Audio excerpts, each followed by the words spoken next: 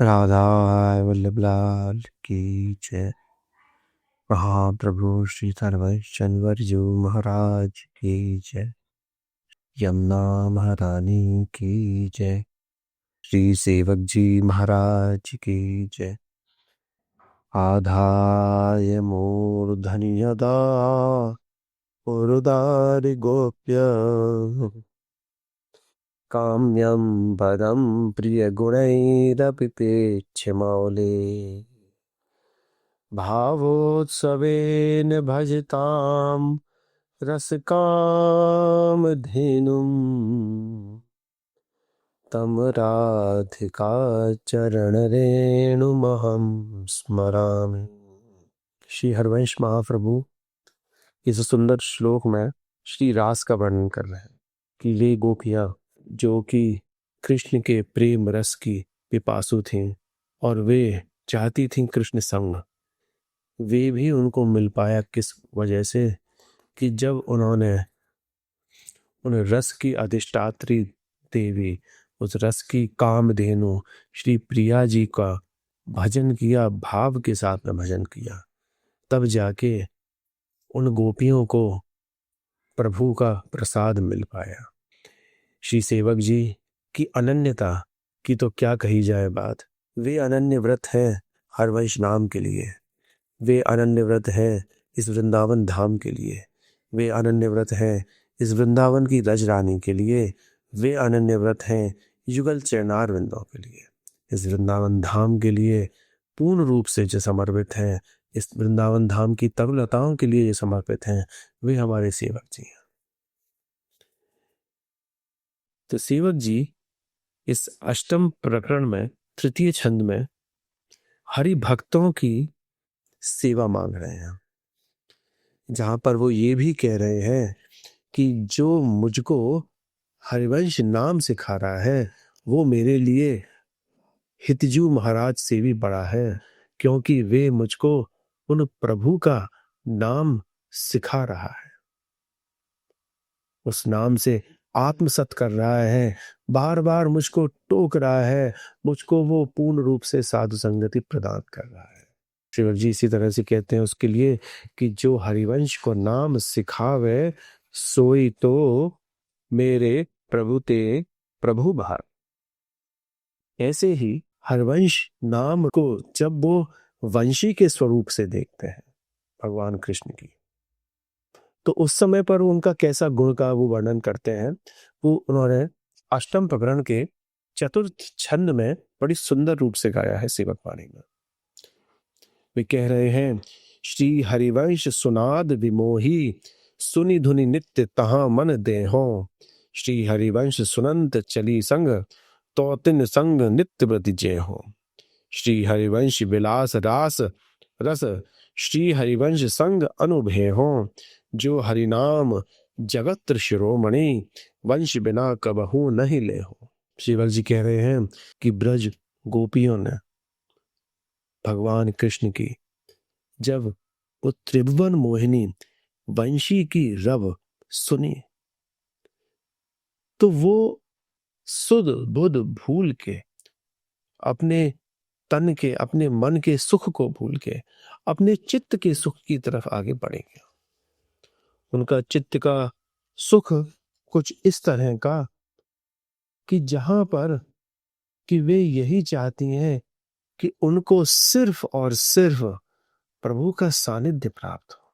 उस सानिध्य को प्राप्त करने के लिए उस त्रिभुवन मोहिनी वंशी में से जब रव निकलती है तो शुष्क लकड़ियों में से भी रस निकलने लगता है। गाय अपना चारा खाना भूल जा रही है, गोपी गाय का दूध दोह रही है तो उसको दोहते दोहते छोड़ दे रही है, दूध उबल रहा है तो उसको उफनता हुआ छोड़ दे रही है, पति को भोजन परोस रही है तो उसको भोजन कराते हुए छोड़ दे रही है। उसको तो सिर्फ और सिर्फ उस प्रेम की पीर उसके हृदय में जागृत है, जो श्री कृष्णचंद्र जी की वंशी में से जिस रव को सुनते ही उसके हृदय में प्रकाशित हुई है। तो कह रहे हैं सेवक जी, श्री हरिवंश सुनाद विमोही, कि ऐसा सुंदर नाद, कैसा नाद? सुनाद, जिसने की गोपियों को विमोहित कर दिया। सुनी धुनी नित्य तहां मन दे हो, कि उन हरिवंशी की वह आवाज, अब आप इसको इस तरह से भी देखिए कि हितजू महाराज द्वारा रचित उन वाणियों को, हितजू महाराज उद्भासित उस रस को ही मैं सिर्फ अपने हृदय पटल पर रखूंगा और कुछ नहीं। सुनी धुनी नित्य तहां मन दे हो, मुझको तो सिर्फ अपना मन उसी में देना है। श्री हरिवंश सुनंद चली संग, हो तिन संग नित्य प्रतिज्ञ हूं।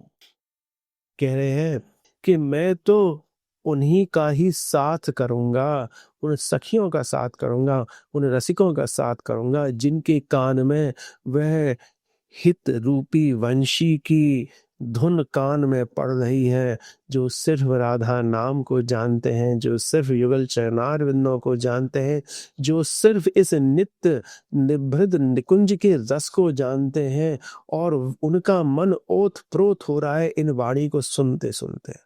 श्री हरिवंश विलास रास रस, श्री हरिवंश संग अनुभय। कि लाल जी और प्रिया जी का रास भी कब हो रहा है, जब उनके साथ में वो हरिवंशी वंशी है, साथ वे ही उनको मिलाने वाली है, वे ही दोनों का संग कराने वाली है। श्री हरिवंश संग अनुभय हो। कहते हैं ना कि जब हमारे सुंदर जी महाराज के जन्मोत्सव की जब चाप सवारी निकलती है, तो उसमें जब हमारे हित महाप्रभु सखी स्वरूप में विराजमान होते हैं, तो उनको प्रिया जी और लाल जी के मध्य में विराजमान किया जाता है, क्योंकि उनके हृदय पटल में जब प्रेम का सागर उमड़ता है, तब वह हित तत्व जो है वो मानता है। वह हरवंशी सखी जो है वही उनको मिलाने वाली है, कि भैया उनके साथ में ही, हरि के साथ में और प्रिया जी के साथ में नहीं है, यहाँ पर उन दोनों के साथ में वो तीसरी सखी भी होना चाहिए। चलो तीसरी सखी है साथ में, तभी कह रहे हैं श्री हरिवंश संग अनुमेय। और फिर कह दे रहे हैं, फिर तो जो बात कही है बड़ी गजब की कही है, कभी किसी के मुख से नहीं सुनी ये बड़ी बात, कि जो हरिनाम जगत्र शिरोमणि, वंश बिना कबहू न फिले हो। कि वह त्रिलोक का तारणहार नाम जो है वो हरि का नाम है, जो हरिनाम जगत्र शिरोमणि। जगत्र का मतलब क्या हुआ, कि तीनों जगत का, त्रय जगत, तीनों जगत का जो शिरोमणि नाम है वो क्या है, हरि का नाम है। उस हरि नाम को भी मैं वंश के बिना नहीं ले सकता हूं। कह रहे हैं मेरे लिए तो सर्वसार ये हरिवंश नाम ही है। हरि जो है वो भी अलग है मेरे लिए, जब तक कि उनके साथ में वो वंशी नहीं है, और वंशी है तो वहां पर प्रिया जी भी हैं। तो उनका कहने का मत ये है कि सर्व रूपेण एक युगल रस का ही मैं उपासक हूँ।